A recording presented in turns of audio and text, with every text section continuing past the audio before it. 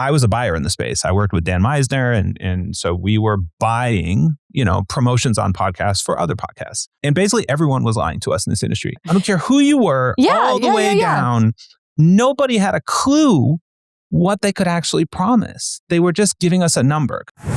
Hello, and welcome to PodBiz, the money behind the mic, a podcast about the business of podcasting. I'm Norma Jean Belinkie of NJB Media, a podcast audience development strategist. And I'm John Kiernan of Podhouse Productions, an all-in-one podcast consultation and editing platform.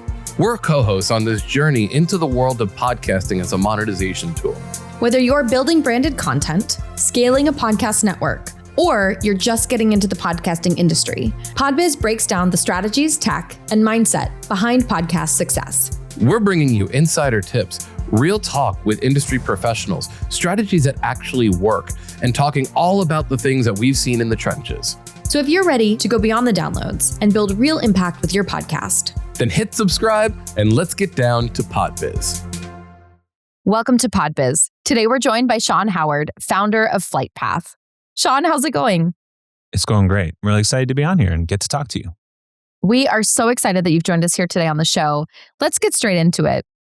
Sean, where's the money in podcasting?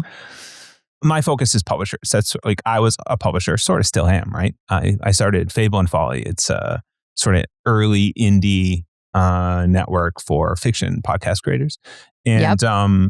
And the basic idea was, how do we monetize, right? Like, how do we monetize this as a publisher, as a unified creator of all these creators, or a publisher uniting all these creators?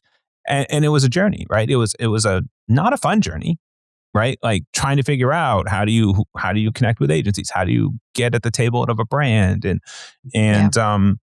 But the good news is, we found it's quite possible, and there is a path, right? And the amount of money being spent in the industry with creators and publishers has only increased, right? Has not gone down. And contrary to all the headlines on LinkedIn, nothing has died. There is no death of anything in podcasting. It is growing. It is expanding every year. But that can be a little overwhelming. And I think that's where Flightpath came from, was how do we help publishers not have to, who can't afford to hire a team of 5 people just to manage ad buys, right? And stuff like that. And that's sort of where Flightpath came out of, was just the desperation of, there's got to be some tools to help a publisher do this. Yeah. And I mean, what are some of the things that you guys measure? So we're a strange shop. We're the only traffic management solution in this space that actually traffics and manages orders, and we're also the only one that has predictive availability. So we do campaign performance prediction. We do availability, basically forecasting. What can you sell? So we measure a lot, but most of what we're doing is providing metrics and measures to that publisher, that network, those creators, so that they can understand what they have left to sell. How much are they going to sell in Q4? But also, how much did they commit to in Q4 versus what they're going to be able to deliver, which may not be the same number, right? So they can have time in advance to try and find creative solutions for that, right? So we're more about what's happening on the hosting platforms or YouTube or whatever, and how is that going to deliver? In terms of ad? In terms of the ads, yeah. So how many down views are you going to get on YouTube? That's a key thing, or on your podcast, right? And then what ads are going to deliver? How are you predicting that? Is it through an algorithm? Yeah, we've been building a set of algorithms and tools for 4 years now, and so we basically we're predicting a year in advance. We're doing it. We're doing it insanely. So we're predicting the consumption. So we're predicting this show. How many people where are going to hit play on this exact episode, and how far are they going to get into this episode, right? Some people just touch in at the beginning, and you had Dan Meisner on, right? How far do they get? Less people. Everybody listen to the whole of Dan Meisner's episode. I have to tell you. Consumption is really the name of the game, right? There's always going to be drop off for any show, but I do think that in today's day and age, that's what makes podcasting so valuable. That's what makes it what it is, right? It's not a short form doom scroll of a platform of content, right? I mean, even specifically when we're talking about algos and discovery platforms, right? Apple Podcasts isn't an algorithmically based platform, right? You see the content that you specifically subscribe to. There's no FYP, right, of Apple Podcasts. Yeah. Yeah. No, whereas absolutely. on YouTube, it's all about the algorithm, right? Mm-hmm. So, and Spotify, we're starting to see signs of algorithm. Oh, yeah. We're seeing a lot of algo influence stuff on Spotify. Short clips, recommended to use. It's very interesting, the landscape that we're in. And I mean, I guess my first question is, how does the algorithm that you guys created feed into the algorithms of these platforms as they're evolving in real time? Well, that's what makes our business so fun. So fun. We're basically predicting all these algorithms, and we're predicting consumption, and there's a whole lot of factors, right, that we're predicting. But it all came out from a very common problem. Let's say you're a decent, you get a bunch of people together, or you have a couple big, decent sized shows, mid-sized, don't have to be giant, and you start wanting to sell advertising. I was a buyer in the space. I worked with Dan Meisner, and so we were buying, promotions on podcasts for other podcasts. And basically everyone was lying to us in this industry. I don't care who you were, all the way down. Nobody had a clue what they could actually promise. They were just giving us a number, because the sales team, they're having to go and chase down people with Excel spreadsheets. They're having to wait days to get an answer back from ops of what they can sell, because the days of I'm just buying one baked in ad, right? I want to buy US only. I want to buy a target for this audience, so you want to buy an audience specifically, right? Nowadays, you don't want to buy a number of downloads or a number of impressions. You want to buy a specific audience. Yeah. Yeah. And you want to hit whatever your targets are as a buyer, right? You want to align with that. So at the end of the day, the sales team wants to hit their quota. So they're going to give a number. And what we found was, there's always some bad actors out there that are just overselling, know they're overselling, but I think 95% of the industry just didn't know. And so what would happen is they wouldn't even know they're not going to deliver, because everyone's pacing on actuals. Everyone's just looking at their delivery every day and going, oh, it's the beginning. We have 3 more weeks. It'll be fine. And then they're in the middle and they're like, it's not pacing well. And then they're the last week and they're like, we're not going to hit even 70% of what we promised. But you can't fix it at that point, right? You got 4 days left of this run. So that was the problem. And as a buyer, it was frustrating, because we wanted to support these publishers, but they kept giving us numbers they couldn't deliver, which means we're not going to buy from them again. And I was like, and what I realized was I then put the lens on myself, and I was like, oh, we don't know what we have to sell. I don't think anyone does. And that's where Flightpath sort of came about. We said, could we answer that question? What are some of the most interesting trends you've seen in terms of where listenership is going, and how, obviously, these are your clients, so you can't necessarily speak specifically, but in terms of where that monetization's going, because I feel like it's almost like a giant flock of birds, that you see kind of like flying around in a formation. And it's like, which way is the flock of birds going to go, and what shape is it going to take? I think this is the year where we're seeing a big change on publishers. I think last year everyone was talking about video, talking about different things, and there was a lot of experimentation sort of happening last year. But this year we see, I think, more and more creators embracing being in multiple platforms in multiple formats. And that's not easy, right? Yeah. I think if you are, so people say, oh, we call it video first. So if you have a video first strategy, you might have started on YouTube or on Spotify, whatever. I think as audio first creators, which is where I started, you're like, oh, it's so much easier for them. They can just put out the audio version. But it's not that easy, right? Like often we're seeing video first creators are creating a whole new show or format for their audio listenership. But that's cool. And then we have the reverse. We have the audio first now creating all new video first content. And we have movements to Netflix. We have all this stuff really happening, where I think the biggest change is happening is on the consumer side.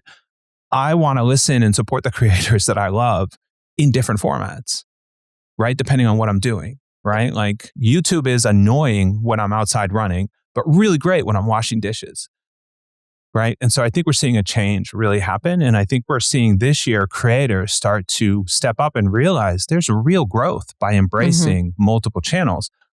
But it's hard. We got to so much work. You've built the show. You've got it going, and now you got to start from zero again. And it's not as easy to start from zero these days, right?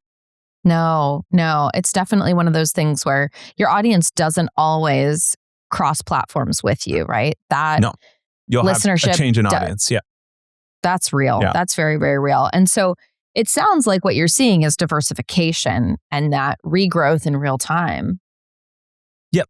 And so that's putting pressure, though, on sales teams that are trying to monetize, right? Because that means we have to start figuring out how to do simulcast sales, which is sort of new for everyone in our industry. But I find our industry is often at the forefront of what's happening in these spaces, right? Like podcasting sort of pioneered this idea of the host read, this idea of the more trusted voice. And so now I think we're seeing creators, video first, audio first, really embracing and figuring out how do they do simulcast?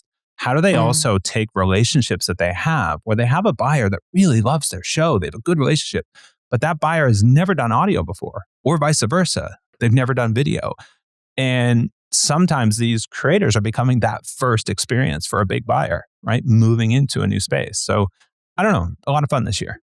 Yeah, absolutely. And in terms of just general predictions that you guys are seeing across the board, are there any trends that you're seeing in terms of growth for the overall industry? Any specific niches? Yeah. So on the video first side, let's talk about YouTube. We spent a lot of time over the last 2 years really building what we call a kindred product. So we can understand audience signals for a channel and follow that outward and then do our predictions specific to the audience for a channel on YouTube. And what we learned was that I think is sort of counterintuitive compared to what we all hear. The thumbnail and the video title are not viral generators. They do. You can spend all the money you want on a thumbnail and a title. You are not going to go viral. Part of the reason is I think everyone is spending money on doing work on their thumbnails and their titles. Oh yeah, they are. That's a whole, I tell my clients sometimes when we talk about YouTube optimization, I was like, if you want to talk about YouTube thumbnails, I know a guy, but it's a whole other industry. Absolutely. And so I think there is a negative event, a small negative event that can happen by not doing the work because your stuff's not findable, but it is table stakes.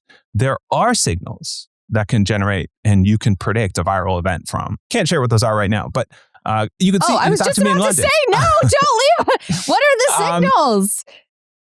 Yeah, there are some signals that you can predict on.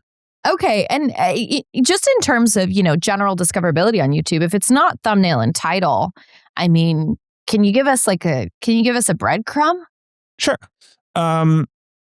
Within an audience, guests are an example of something where a guest in a period of time, so it's related to the geist of what's happening. Guests in that time period are having a significant lift on every video they appear on with that audience group. And that is partly so you're saying almost like the arc so you're saying like the arc of a campaign, right? Somebody who's going on Oprah and Goop and a few other shows at once, kind of within a short time period that has something relevant to like general news.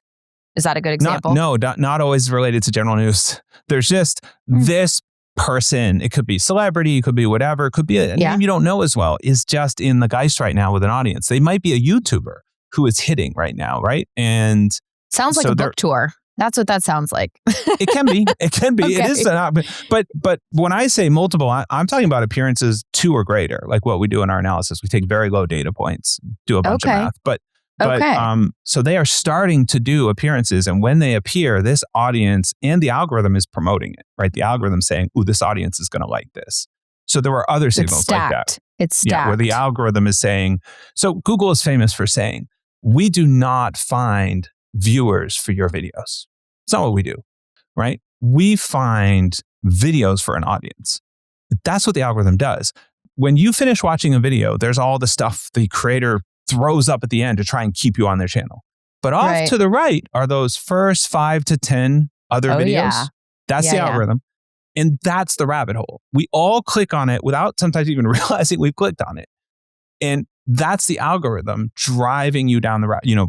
There goes 3 hours. But that's a signal. And knowing what the algorithm is going to promote like that, you can take advantage of. PodBiz is brought to you by Lean and Loaf, our video podcast partner. Because running a podcast is so much work outside of just recording a podcast. Lean and Loaf handles our entire post-production pipeline, getting everything platform ready. That way we're not chasing files or managing editing timelines every week. We really recommend Lean and Loaf. It's been phenomenal. We're a two-man team. And so for us, it's been fantastic to have the additional support to focus on the content of the show and the incredible guests we've had on. And really get down to answering the question that you want to know the answer to. Where is the money in podcasting?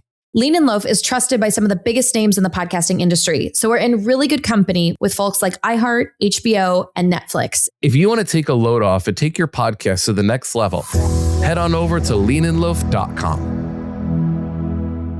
Okay. So that's YouTube. That's in YouTube.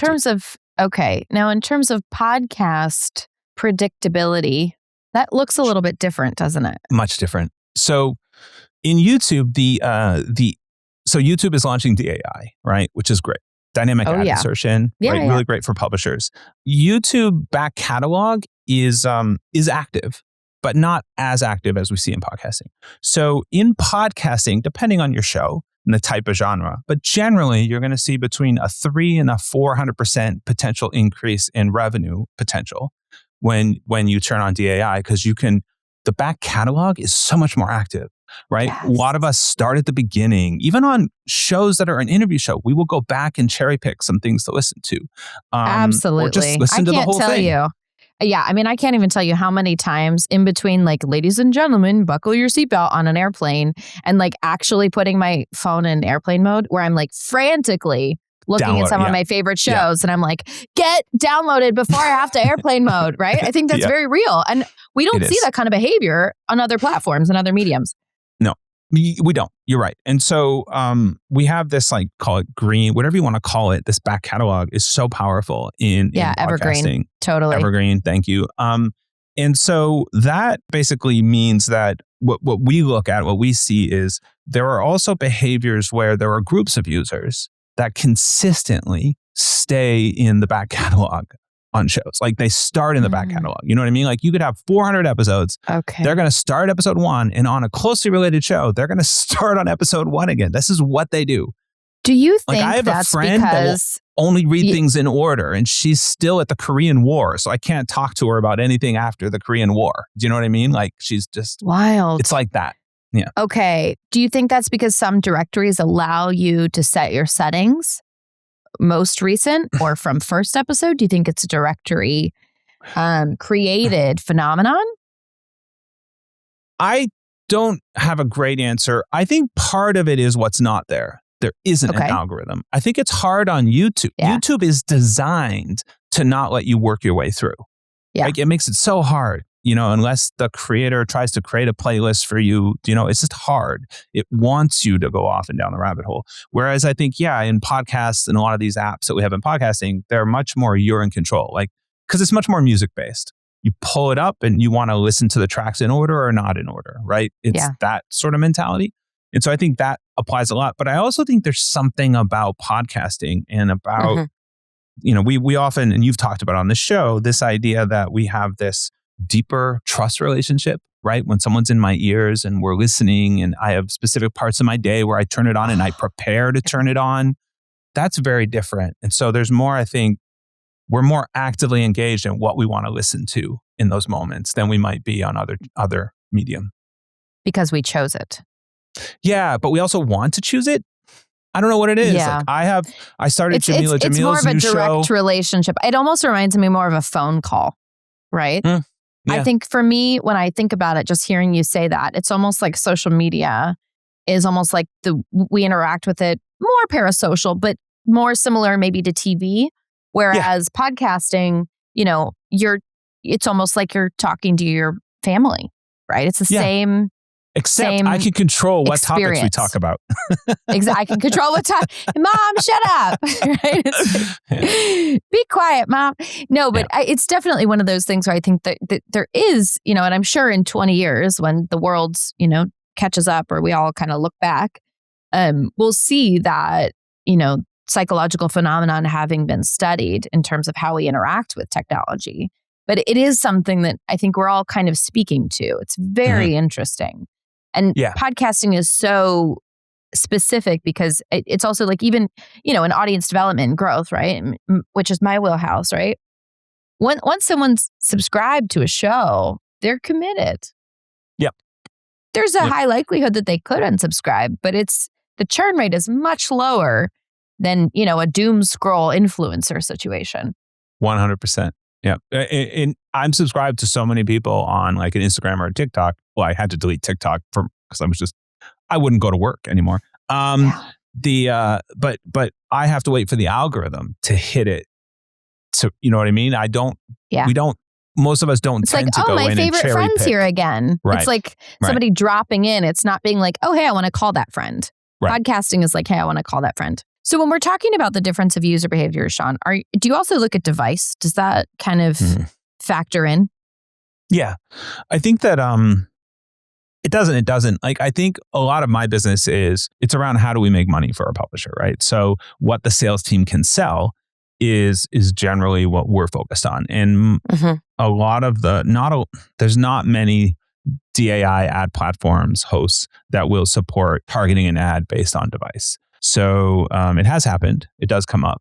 But I think when we look at device, it's more for understanding patterns of behavior. Like, so when we're trying to understand, our algorithm generally we don't care too much if the user is listening on an Apple device and then switches to an Android and then goes to their TV that's a Samsung, right? We want to make sure we understand that pattern that they're going to come on pretty strongly on a Monday, right? On these shows. So, but where I think the device comes interesting is when we start seeing stuff like the Progressive, right? Progressive is a great brand out there, is supporting a lot of great creators and was pretty early into podcasting, right? One of the big brands to come in. But they're working with a pixel or a measurement company, and they want to run a test, right? So they want to run it with some people as a control group and then the rest of the buy and all this stuff. And so one of the concerns, I think, for publishers that opened up this, how did they answer that, right? Like, I'm a creator, like I've hired a salesperson. Like, now how do I address the fact that Progressive, I don't want to call anyone out, but some brand or anywhere is going to go, ooh, your control group's getting really high number of X. You're like, you know what I mean? So I think that's where we often end up helping our publishers be like, hey, let's pull some reports. Let's look at the breakdown and you can maybe help come up with a strategy of how would you do a better control group placement, right? That's where it would come in for us. Yeah, that makes a lot of sense. And in terms of ad fill rates, it really sounds like it's something where, your goal was to be able to say, hey, we can forecast sales, right? That's really kind of what you want to do. It sounds like it came out of demand, and we'll talk about your history in the industry in a little bit, but ruh-roh. But I do think it's something where, predictive modeling is pretty much the only thing we have right now in terms of podcasting listenership because we're such a new medium and because of the nature of the medium, right? And just how little data we get, to be honest. So what have you seen in terms of shows and the behavior of sales teams for those publishers in the way that they operate and how they're able to pivot with more information? Well, first of all, I think salespeople want to solve a problem, right? They're inherently someone that wants to solve problems for other people. So I think allowing them to just be able to say, this is the buyer, this is what they want. They built a relationship, they've given them everything. And then to let the sales team be able to just say, within a minute, say, yes, I have that. Let me get an eye over to you in an hour, like versus days of trap. So I think we see this shift happen where the sales, well, first they don't believe it because they're so used to this world where nobody knows what's available to sell. So I think there's that. But then on the operations side, there's a lot of need that's just not addressed, right? So there's other software and platforms out there that help with host read management and generating the creative and all that. But there's not a lot of ops tools for what flights are not going to fulfill. I just closed on Giant IO that's 3 months out. There's no other tool out there that tomorrow morning will tell the ops team, you're not going to hit it. Someone snuck in a bonus or gave an extra $1 million or, whatever they did. Or to someone else close something. And so I don't know. So I don't think I'm answering your question. No, I think you are. I think it makes a lot of sense. I mean, it's about kind of how the business model is evolving with predictive information, because also it really sucks to sell something and then not be able to deliver it, right? To just have to backtrack, it's the worst. It's just so awful, right? To have to call people and be like, I'm so sorry. I mean, what do you do in that case? You give them their money back? Like, well, that's generally that's generally not the outcome you want. I mean, nobody wants to do that, right? Yeah, I mean, that does happen. You're gonna promise the future before you ever refund that money, right? You're gonna sell off, but let's your say, grandkids' but then what you're gonna do a make good, right? So let's say you do a make good. I'll make it up to you. Well, first of all, if they're measuring it, it's not going to perform as well, right? Because everyone's already heard it 5 times, whatever. So, but let's say they take a make good. You just shoved a make good for this problem into next month, which is now going to create more failures in next month, right? So it just becomes a cascading problem. Kicking the can does not work in that situation. Absolutely painful. Not. It's painful. Yeah, I have anxiety just talking about it. I do. No, we're good. Well, Sean, I want to talk next about how you got into the podcasting industry, because you started with several of our other past guests at Pacific Content. I was in the innovation and digital marketing space, and I was running Fable and Folly because COVID happened, and I thought, this is going to be over in 10 weeks. I'll try launching this network, right? Hello, 3 years later. But basically, so I was running Fable and Folly, and that's how Flightpath was sort of developing. And then I was doing consulting work. And about that time, I got a call from Dan Meisner, who, through a mutual friend, loved the team over there, hired me as a consultant. And then this won't make a lot of sense to anyone that's not a Canadian listener. But then I started getting these weird emails from someone at a Rogers address, and I just ignored them. They're asking for my checkbook, my this, that. I'm like, yeah, go away, buddy. And Dan finally had to call me and go, hey, they say we can't pay you. And I'm like, what? Because it turns out Pacific Content was owned by Rogers, massive, one of the largest corporations in Canada. And so that's how I ended up at Rogers. So I had no idea. He never mentioned it. Yeah. Yeah, and Fable and Folly is also one of the largest podcasting publishers, OG. In the fiction space, yeah. In the fiction space, yeah. For anybody out there listening, just the work that came out of Fable and Folly, it's horror fiction, it's so many different genres within fiction. So interesting, so creative. I think it was one of the first networks that really kind of came through of just hey, this is a new medium and there's no rules. I think back then there was it was a different time. These were the early days. That's what I mean. Where if you didn't come out of the East Coast School of Public Radio, you couldn't get a job in this industry doing anything. Nope. Right? We've had a lot of past guests talk about that. It was a small club. It was. And I was like, so part of the network was, let's make money for these creators. But the second one was, I wanted to get a seat at the table, which I think we did. But that was the bigger goal, was, can we get a seat at the table with, some of the bodies, some of the groups that are sort of being like, what is podcasting going to become? So that our producers could start to be recognized as valuable contributors. They're like, we can also edit. We can also produce audio. We can also, Yeah, I mean, we're talking now, you're one of the co-founders of Fable and Folly, but you've been there for 15 and a half years. So, I mean, just the entire industry. Yeah, Jan 2011 to now. Yeah, time flies when you're having fun. But I do think, in 2011, people's concept of a podcast, it was not mainstream in the least. No. Right? And now, I mean, it's so mainstream, right? We're talking about just the amount of zeitgeist within podcasting culturally. It is mainstream at this point. Oh, 100%. But in 2011, it was not. No. So the belief in 2011 was it was going to be like audiobooks, because audiobooks, I think, are 70% fiction or more. And we're like, podcasting is going to end up like that. No. Not at all. It's very interesting. I think podcasting in terms of content is almost gearing more toward radio in terms of the kinds of content that people want to hear. Yeah. It's not as morning breakfast, but you're getting a lot of, I'm just in the car and I want to hear somebody talking. So it feels like someone's talking to me. I think it's its own ecosystem, right? There's, when we look at how, the early successes happen in the crime shows and but I think we also, one of my favorites, I don't know if they're around anymore. They were out in New York City and they were doing these rom-com. There were always two characters. They were putting them out it was just an early player and they came out of nowhere. They got VC backing, but it was like 2015, 2016, a little later. I don't know. There's been all these neat little experiments that have happened. And the thing that I still love about podcasting is it still feels like the same roots.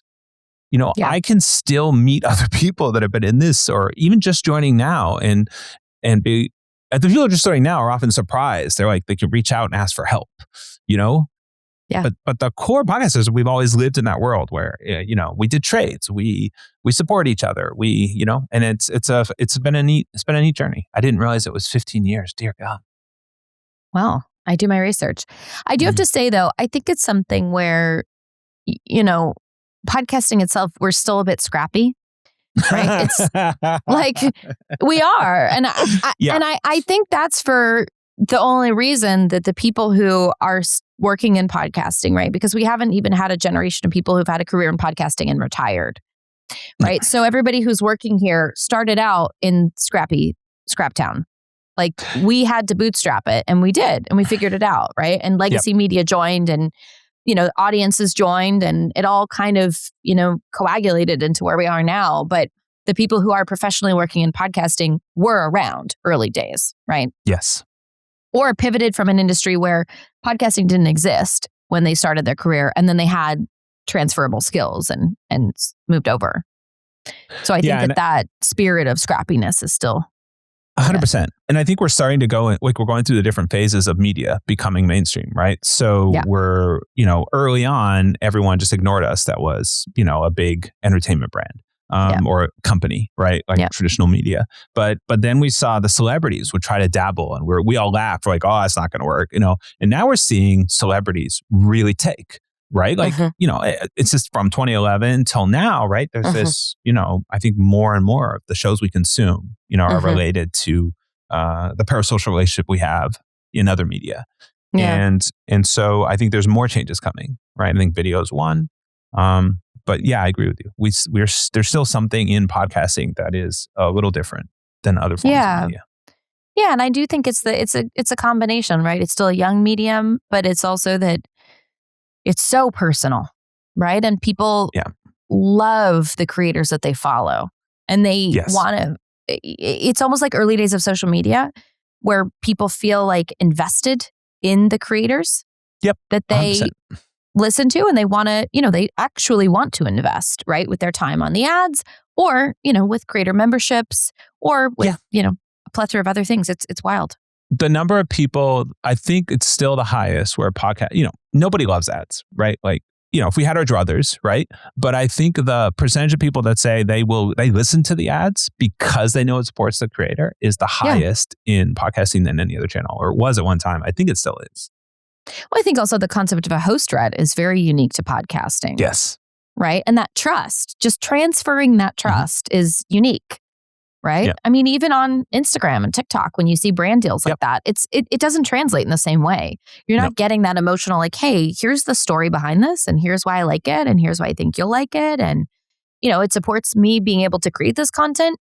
Nobody on social media is having that conversation. No. Yeah, I think we see some of it in the YouTube because they had to do it that way, right? They didn't have any other way, right? We also saw podcasting borrow things like from video. So for example, in the YouTube world, two creators would get together and create a new video, right? And they have their own name for that. And then we started to see that happen later in podcasting, right? People started doing co-created episodes or, and I don't know, I just find it fascinating watching the things move around. The carryover. Yeah, no, it is true. The co-created episode. Absolutely. And I think there's things that people are pulling, nowadays in the soup of digital media, right? Everybody kind of has to be everything, like you just said, right? We're seeing people publish YouTube, podcast, RSS, Spotify video, socials, Substack, Patreon. It's across the board. Yeah, absolutely. Everywhere, all at once. Everywhere, everything, all at once. Well, Sean, how did you get into the podcasting industry? Was it through Fable and Folly? Yeah, I had a small podcast with a a friend of mine, and we were both in like digital media marketing. And then my partner, Eli, he was writing this thing. The best way to say it would be Shrek meets House, the TV show House. And it's called Alba Salix, and it's a witch, and she's a doctor and very ornery, difficult woman kind of character, and in a fairy tale world. And he said one day, well, what if we created it? And so that was really, I think, the entrance for me into like figuring out how do we produce it? How do we do growth? I started applying my thinking for the first time. And that's one of the core shows of Fable to this day. Yeah, that's how I started. And then I do comedy improv. So then I thought, well, what if we did an improvised show? And so that happened. Yeah. And so so fiction was sort of my real path in. I had dabbled with it sort of more, I don't know. Yeah. Professionally. I don't know what to say there, but fiction is professional. But yeah. So it was Fable and Folly was definitely my big gateway in. No, it's so interesting. I think when you have an intersection of skills, right? Something that becomes a hobby allows you to apply your professional expertise to it. And I think we're seeing that a little bit more and more with podcasting, right? We're even seeing creators who maybe don't have a business background, but have, more of a theater background learn that business side of it, right? Whereas you were like, hey, what if we made a podcast, right? Yep. And I love that. I think we're going to see more and more, right? Of the creator, the idea is central. Like learning the business side sucks, but it can be done, right? Yeah. But the real hard part is, can you build something authentic? Can you find that audience? Can you connect to that audience? And then, even those of us that are in business, we generally, if you get someone aside, get their guard down, they're going to say they hate it, right? They hate the spreadsheets and right? But it's what they do, right? They're good at it. It's generally in support of the business, right? It's in support of that content. Yeah, of the creative work. Yeah. Yeah, absolutely. Well, Sean, what would you say is a key move or metric or even a mindset that's made the biggest difference in your career and also the podcast that you predict ad inventory for? Boy. Well, the first one's easy. Personally, ADHD meds. Highly recommend them.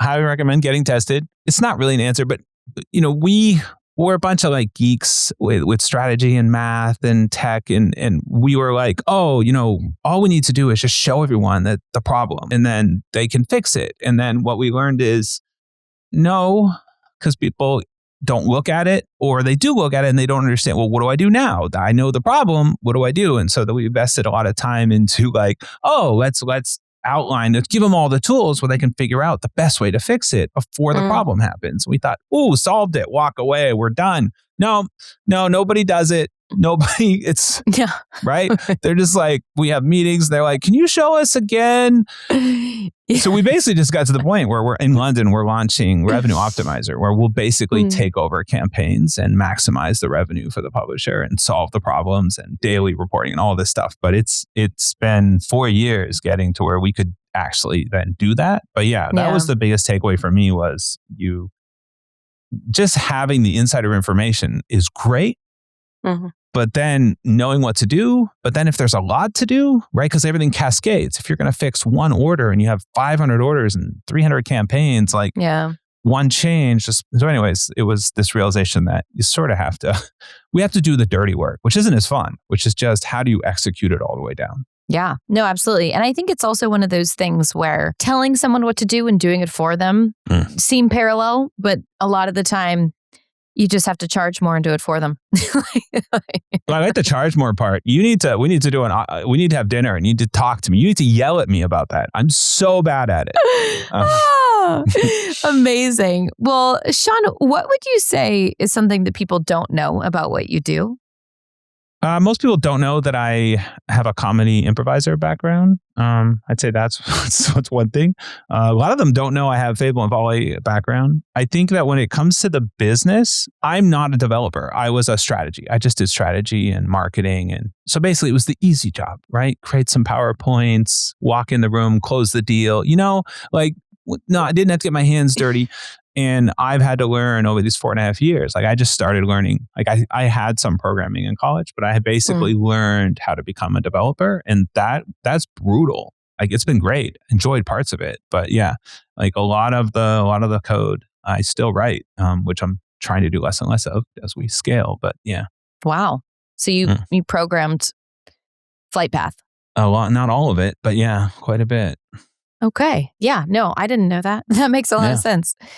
Well, if you had to start over today, what would you do differently to grow faster or smarter? Don't start a software company. Just take the house before you put it all on the line and just go to Mexico and just live out your days on a beach. I think that I started in the content creation space. Like I was a big time blogger back. I had a top 10 blog back in the days where blogs were the thing, right? Blogs. And now they're back with Substack. It's like they are back. And so I have Fable and Folly, right? As a company, like I know how to. I was doing marketing. I know how to market and grow and do content creation to do that. But I didn't have the time, right? There's learning how to program, learning how to launch a company, learning how to have a startup, and all the problems. I think if I did it again, I would put way more effort on the content because with what you do, I think we have seen case after case where building that relationship is so helpful in a business environment, even B2B. What is it? OpenAI just paid how much money for a tiny little podcast? That podcast was not tiny. So we're talking about TBPN and we're talking about the fact that OpenAI acquired it for over $100 million, like low hundreds of millions is what is publicly reported. Just crazy, right? Yep. But it's actually interesting when we talk about monetization because they went hard on their niche, right? They had Zuckerberg on, they have they had Sam Altman on, they have all of the top tech creators of platforms on this show. And so you think about who's listening, no matter what their listenership is, it's everybody within this industry, right? Yep. But the most times an acquisition is going to look at the reach and the spend of something and how much money it makes and say, oh, I'll 10 times that, or I could 10 times, I get more value with what I have if I add that. This does not play off the monetization. This plays off the insane power of having that channel with those voices and those relationships to all the key players. So the listeners of that podcast are probably way more valuable than all those guests they're bringing on, which they are bringing amazing guests on, right? Like there's clearly that is the decision makers probably that are happening in the space that OpenAI wants to get into. And so that's what I would do differently. I would embrace all the publishers, like the publishers we support. I would do that more for my business. That makes a lot of sense. Yeah, I think it's something where in hindsight, it's like, hey, we don't always see how the flock of birds is moving, right? But it's definitely interesting when we think about like the industry evolving overall, right? And audiences really are where the value is. They've always been where the value is. But I think 100%. The way that we engage with them and the way that we sell to them is changing rapidly, right? It's changing based on platform. It's changing based on content. It's changing based on, so many different factors, right? And a lot of it, once the content hits a certain level of like good, it's really about exposure, right? How big are your ad buys? How creative can you be with your ad buys? Or as some of your guests have put on back, how much gumption you have, right? Like how strong are you in the makeup of this audience? How clearly you can show that you're reaching an audience that is insanely valuable, that trusts you, right? In a lot of businesses, with media, you would have to go and look at everyone else's media kit. How much are they charging, in different whatever. But there's no comparison. If you've got a core audience that a buyer wants and you have the trust of that audience, you set the price. Yeah, absolutely. Well, Sean, what are you most excited about coming up within the podcasting industry? I think I sort of already talked about it. I think this breakdown that podcasting is audio and YouTube isn't podcasting and this and all that's just going away. I assume we're going to keep using the term podcasting, but this idea that we have these relationships and they're across channels and I think we're going to see more and more amazing creators coming together, creating these little companies and exploding. Like when I saw Dropout TV now has an app on my television, like I'm just like, this is what's coming. Like the Warner Brothers and all the big companies they are in decline, right? It's the ownership of it's creator ownership. Yeah. We're seeing the birth of owning your own brand. Yeah. And what the entertainment field is going to look like in 10 years is sort of being defined now. And that's fascinating. Yeah, no, absolutely. It's a really fun pivot. I think, we're seeing it across all creator platforms, right? Whether it's social, whether it's blog, newsletter, whether it's membership, whether it's podcasting, even on YouTube, especially as well, even through legacy media, right? We're seeing that creators are starting to set the terms, right? They're starting to say, I'm making the value here. So I'm going to get the value and I'm going to own the audience, literally and figuratively.